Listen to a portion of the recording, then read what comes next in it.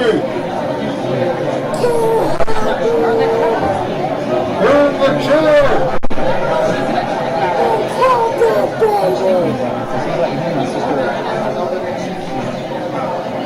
Hartman's guilty!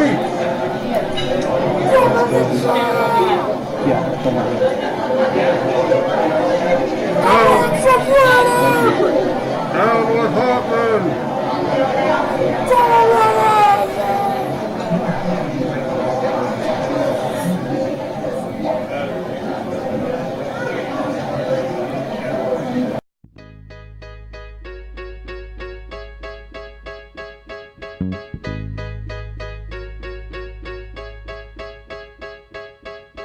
I need a dollar, dollar, dollar, that's what I need. Hey, hey. Well, I need a dollar, dollar, dollar, that's what I need. Hey, hey. Said I need a dollar, dollar, dollar, that's what I need. And if I share with you my story, would you share your dollar with me?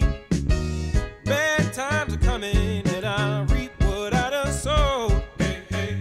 Well, let me tell you something, all that glitters ain't gold. It's been a long old troublesome road, and I'm looking for somebody come and help me carry this load.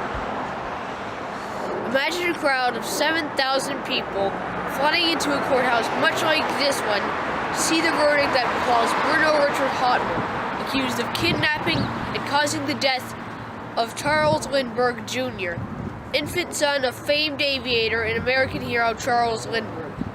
The year was 1935, and the trial of Hartman in Flemington, New Jersey, would become one of the most widely publicized cases of the 20th century. The Hartman case, based purely on circumstantial evidence, brought to light the role of the death penalty in American society. In the book The Trial by Jen Bryant, we meet Katie, a young girl who observes the trial of the century.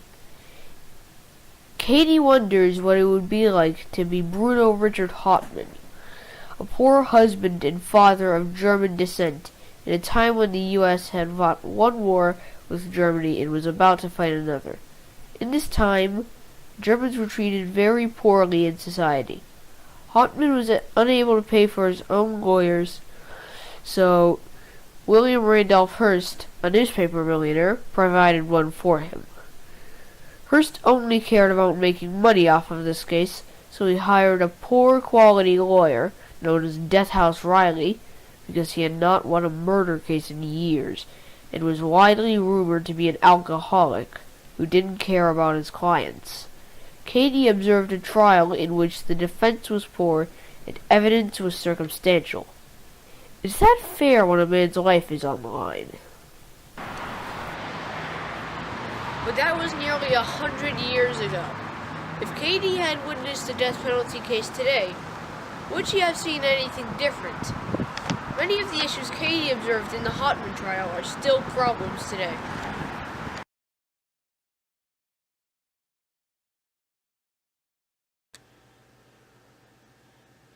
In the Hartman trial, there was no direct evidence such as fingerprints or eyewitnesses. His conviction was based purely on circumstantial evidence. Since 1973, there have been 156 death row prisoners released because they have been proven innocent. Between 1973 and 1999, there were an average of 3 exonerations per year, and between 2000 and 2011, that number increased to 5 per year.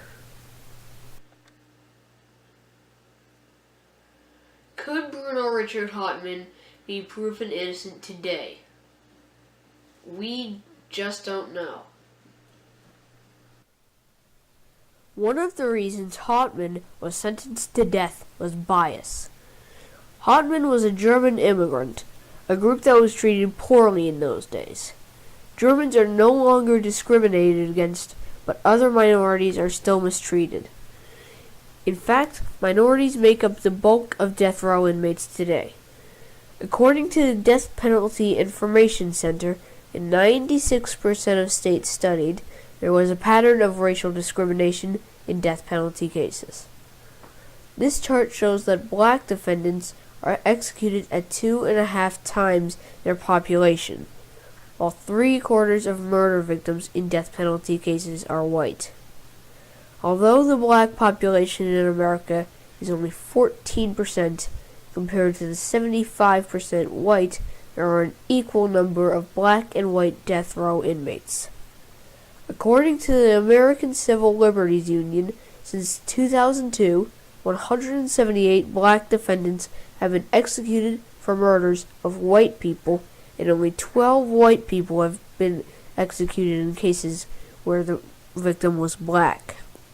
Just like the Hotman case, the poor are also more likely to receive the death penalty because they cannot afford to hire good lawyers.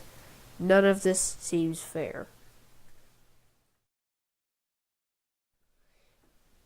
In a death penalty case from 1972, Supreme Court Justice Thurgood Marshall noted that the burden of capital punishment falls upon the poor, the ignorant, and the underprivileged members of society, and that so long as the capital sanction is used only against the forlorn, easily forgotten members of society, legislators are content to maintain the status quo. Justice William Brennan criticized the death penalty, saying, "The punishment of death treats members of the human race as non-humans, as objects to be toyed with and discarded," and noted that even the vilest criminal remains a human being possessed of common human dignity. Once a defender of the death penalty, Justice Harry Blackmun in 1994 stated, "From this day forward I shall no longer tinker with the machinery of death. I feel morally obligated simply to concede that the death penalty experiment has failed." After reading the trial and doing much research, I have concluded that the death penalty is biased, given out arbitrarily, and is morally wrong. I believe that some innocent people are sentenced to death, and I think the death penalty should be abolished in every state.